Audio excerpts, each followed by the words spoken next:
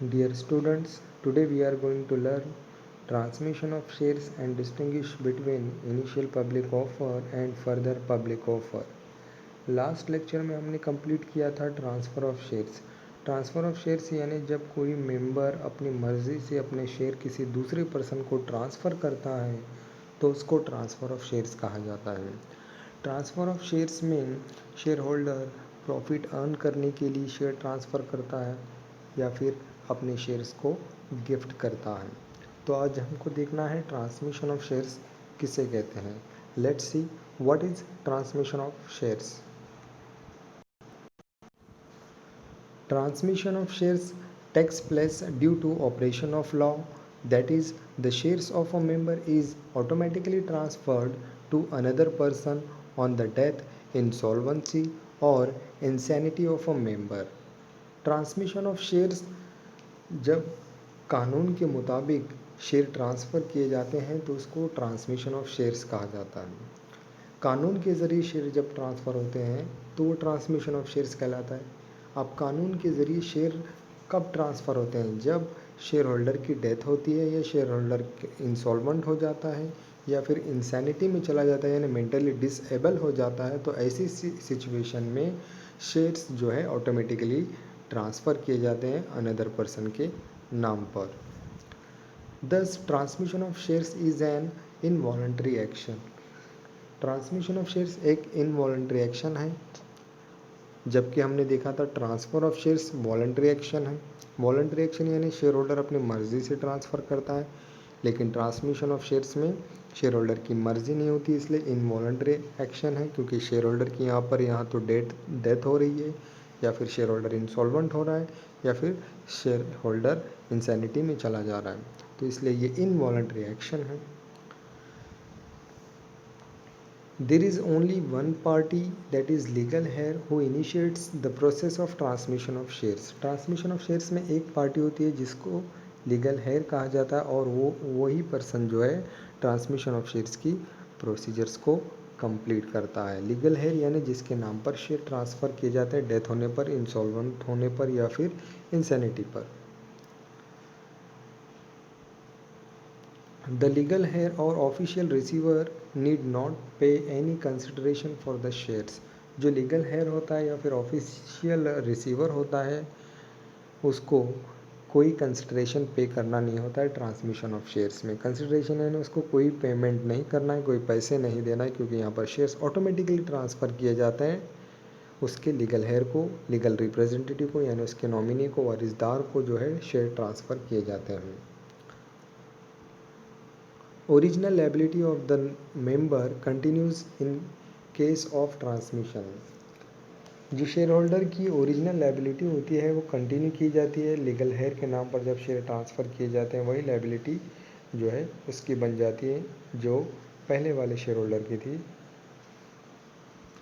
There is no need to submit instrument of transfer or pay stamp duty. Transmission of shares में instrument of transfer submit करने की ज़रूरत नहीं होती है। इंस्ट्रूमेंट ऑफ ट्रांसफ़र क्या होता है? ये एक ट्रांसफ़र एप्लीकेशन फॉर्म होता है जो कंपलसरी होता है ट्रांसफ़र ऑफ शेयर्स में, लेकिन ट्रांसमिशन ऑफ शेयर्स में यहाँ पर इंस्ट्रूमेंट ऑफ ट्रांसफ़र की ज़रूरत नहीं होती, क्योंकि यहाँ पर कानून के ज़रिए शेयर ट्रांसफ़र किए जा रहे हैं और यहाँ पर ट्रांसफ़रर नहीं होता है, ट्रांसफ़रर एब्सेंट होता है और ना ही इसमें कोई स्टैम्प ड्यूटी पे करनी होती है। Following diagram shows to whom the shares will be transferred in case of transmission. अब इस डायग्राम, इस टेबल के ज़रिए हमको पता चलेगा कि ट्रांसमिशन ऑफ शेयर्स में किसको शेयर ट्रांसफ़र किए जाते हैं और कौन से इवेंट पर। अब यहाँ पर दो कॉलम आपको दिए हुए हैं, एक इवेंट का कॉलम है और दूसरा है टू होम ट्रांसफर्ड। इवेंट यानी 3 इवेंट जब होते हैं तो इन 3 इवेंट में से कोई एक इवेंट पर भी जो है शेयर का ट्रांसमिशन होता है। कोई भी एक इवेंट होती है तो इसमें से शेयर ट्रांसफ़र किए जाते हैं लीगल हेयर को। तो 3 सिचुएशन, 3 इवेंट होते हैं, एक है डेथ ऑफ अ मेंबर, दूसरा है इंसैनिटी और तीसरा है इंसॉल्वेंसी। अब यहाँ पर हमको डेथ हो रही है तो देखना है कि किसके नाम पर शेयर ट्रांसफ़र किए जाते हैं। To the legal heir of a member, death होने पर जो लीगल हेयर होता है मेंबर का यानी जो नॉमिनी होता है उसके नाम पर शेयर ट्रांसफ़र किए जाते हैं। Number 2, insanity to the guardian of member. अगर शेयर होल्डर इंसैनिटी में चला जा रहा है यानी उसकी मेंटल एबिलिटी जो है डिसेबल हो जा रही है, तो उसके शेयर उसके गार्डियन को यानी उसको जो संभाल रहे हैं उसको ट्रांसफ़र किए जाते हैं। तीसरा इवेंट है insolvency to official receiver appointed by court. अगर शेयर होल्डर इंसॉल्वेंट हो जा रहा है यानी उसकी फाइनेंशियल कंडीशन अनसाउंड हो जा रही है, यानी कि उसके लायबिलिटीज़ बढ़ गए और असेट्स कम हो गए, तो ऐसी सिचुएशन में उसके शेयर कोर्ट के ज़रिए ट्रांसफ़र किए जाते हैं और जिसको ट्रांसफ़र किए जाते हैं उसको ऑफिशियल रिसीवर कहा जाता है। तो ये था ट्रांसमिशन ऑफ शेयर्स। अब इसके बाद हमको देखना है distinguish between initial public offer and further public offer.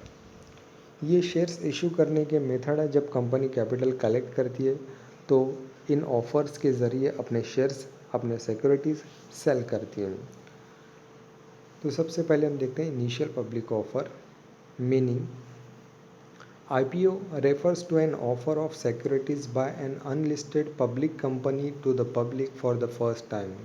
जब unlisted public company first time अपने शेयर्स पब्लिक को ऑफर करती है तो उसको इनिशियल पब्लिक ऑफर कहा जाता है।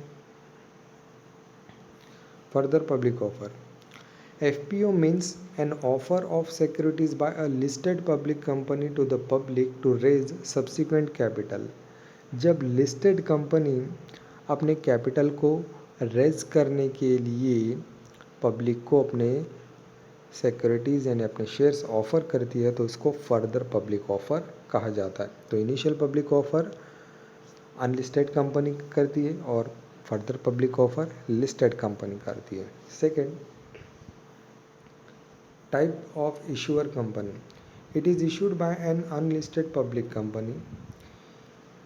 Initial public offer unlisted company issue करती है और further public offer it is issued by a listed public company, तो इसको लिस्टेड पब्लिक कंपनी इशू करती है। Number 3, when issued. It is usually issued by an existing company which wants to raise capital from the public for the first time. Initial public offer आमतौर पर existing company issue करती है जब ये public से first time capital raise करना चाहती है। FPO में it is usually issued by a listed public company when it wants to raise further capital from the public. FPO आमतौर पर लिस्टेड पब्लिक कंपनी इशू करती है जब ये अपना एडिशनल कैपिटल रेज करना चाहती है। Number 4, order of issue. Order of issue यानी कौन सा ऑफ़र पहले कंडक्ट किया जाता है और कौन सा ऑफ़र बाद में। IPO proceeds FPO। IPO is the first time sale of shares to the public। IPO FPO से पहले कंडक्ट किया जाता है। IPO के बाद कंपनी FPO कंडक्ट करती है। FPO के ज़रिए शेयर्स इशू करती है और IPO के ज़रिए कंपनी फर्स्ट टाइम अपने शेयर्स सेल करती है। FPO is always done after IPO। FPO is the second or subsequent sale of shares to the public। FPO हमेशा IPO के बाद कंडक्ट किया जाता है जब कंपनी सेकंड टाइम अपने शेयर्स सेल करना चाहती है। Number 5, listing. Company has to get itself listed for the first time before issuing IPO। Company जब IPO इशू कर रही है तो उससे पहले कंपनी को अपने शेयर्स रिकॉग्नाइज्ड स्टॉक एक्सचेंज में लिस्ट कराने होते हैं यानी रजिस्टर्ड कराने होते हैं। Company making an FPO is already a listed company. Further public offer में कंपनी ऑलरेडी लिस्टेड होती है। जो लिस्टेड कंपनी होती है वही जो है FPO इशू कर सकती है। Number 6, risk. It is very risky for the investor as he can not predict the company's performance. Initial public offer के ज़रिए इन्वेस्टमेंट करना इन्वेस्टर के लिए बहुत रिस्की होता है क्योंकि ये कंपनी के परफॉर्मेंस को प्रेडिक्ट नहीं कर सकता क्योंकि नई कंपनी और फर्स्ट टाइम अपने शेयर्स सेल कर रही है। It is less risky for the investor as he has an idea of the company's past performance and can जज इट्स फ्यूचर परफॉर्मेंस।